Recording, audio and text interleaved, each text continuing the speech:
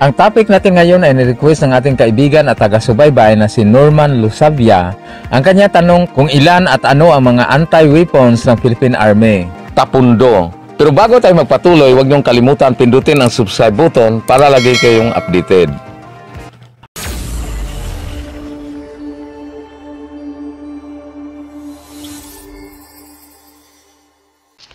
Gaya ng tanong ni Norman Lusabia kung ilan at ano ang mga anti-tank weapons ng Philippine Army. Ang Philippine Army ay maraming anti-tank weapons at ang maganda nito kahit walang tangke ang mga kalaban, lalo na ang mga NPA at insurgents. Kahit tangke ng tubig o gasol ay wala nga eh. Pero paghahanda ito, baka magkaroon ng paglulusob ng ibang bansa gaya ng China at least mayroon tayong mga weapons na pangontra sa mga tangke. At ang isa sa mga armas ito ay ang RPG o Rocket Propelled Grenade 7 na mayroong mahigit sa 100 na units ang Philippine Army sa ganitong armas at lahat ng mga ito ay 40mm at lahat ng mga ito ay puro bago at tatlo ang supplier ng Pilipinas sa ganitong armas, ang RPG-7. Ang una ay ang Bulgaria, ang Russia at ang China. Ang RPG na galing sa Bulgaria na na-deliver noong 2017, ito yung pinagpalit sa mga lumang M18 at M67 recoilless rifles. At ang Russian RPG naman ay na-deliver noong 2020. At ang China ay mayroon lamang 30 na units na kanilang na-deliver. At ito ay kaparte ng kanilang military aid.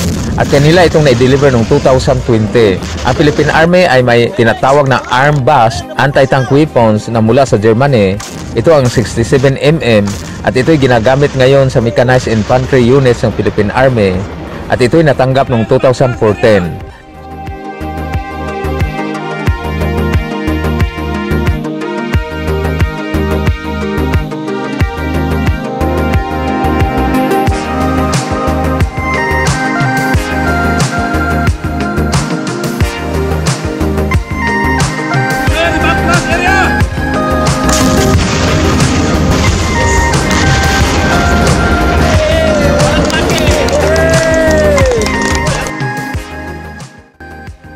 Ang Philippine Army ay mayroon ding M72 LAW na galing sa US. Ang anti-tank weapons na ito ay 66mm caliber.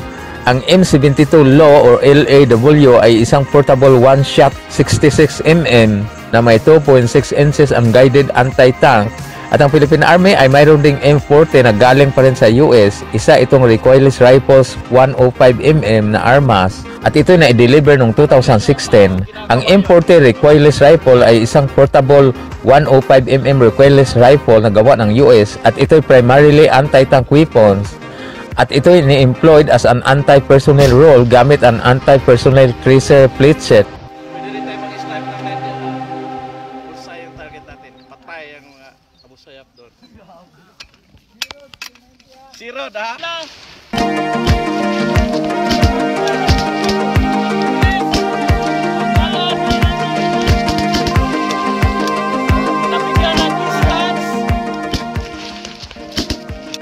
At ang Philippine Army ay mayroon din anti-tank weapons, ang tinatawag na BGM-71 TOW na galing pa rin sa US. Ang BGM-71 TOW ay isang 153mm anti-tank guided missiles.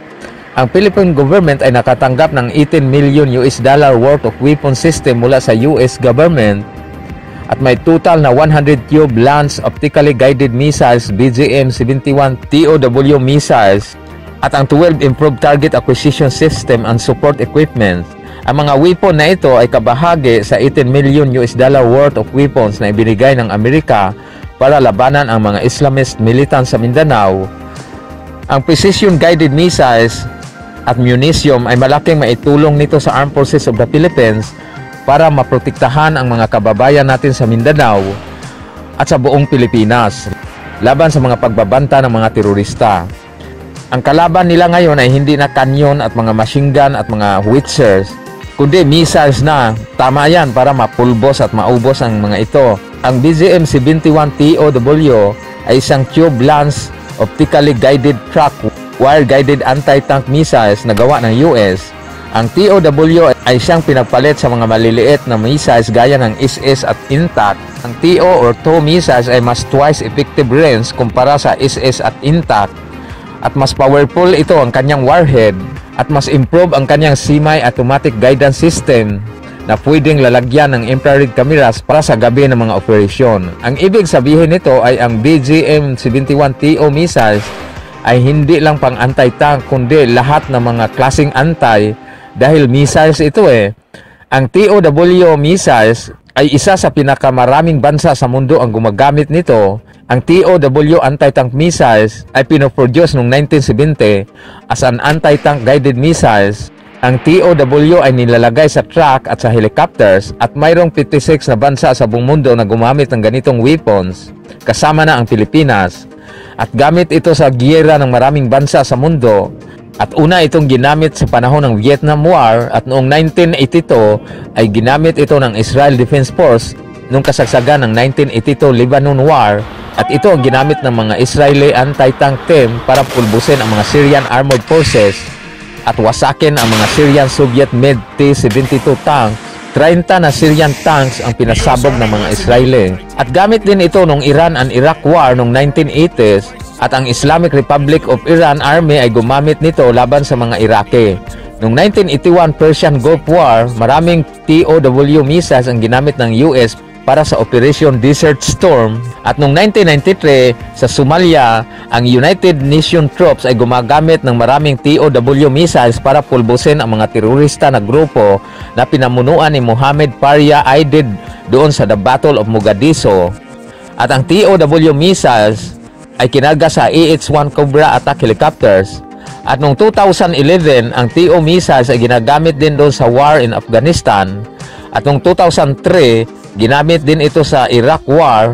Ang TOW missiles ay sinakay sa Humvee na ginagamit ng mga US forces. At marami pang TO missiles na makikita na ginagamit ng Syrian Civil War. Kaya dito natin nakikita kung gaano ka-epektibo ang TOW missiles dahil halos lahat na bansa sa mundo ay gumagamit nito at ginagamit ito sa halos lahat ng mga giyera sa buong mundo. Kahit sa Ukraine ngayon ay ginagamit din ito. Kaya kahit mayroon na ang Pilipinas ng ganitong armas, ang BGM-7 TOW anti-tank missiles na bigay sa US, at sana o-order pa uli ang Pilipinas para sa future security ng bansa. Ang mga insurgents at terrorists ay dapat barilin na lamang o gagamitan ng mga howitzers. Pwede na rin yun sa kanila kasi sayang yung missiles ng TOW kasi dapat ang TOW anti-tank missiles ay gagamitin lang sa mga kalaban na may tangke. Ang mga terorista at mga rebelde ay hirap nga makahanap ng pagkain. Panay na lang kamuti ang kanilang kinakain. Kaya dapat sa kanila ay mga baril na lamang gaya ng carbine at M16 para hindi masayang ang mga missiles. Ang missiles ay gagamitin natin yan pag lumuslusob ang China. Hanggang sa susunod, maraming salamat.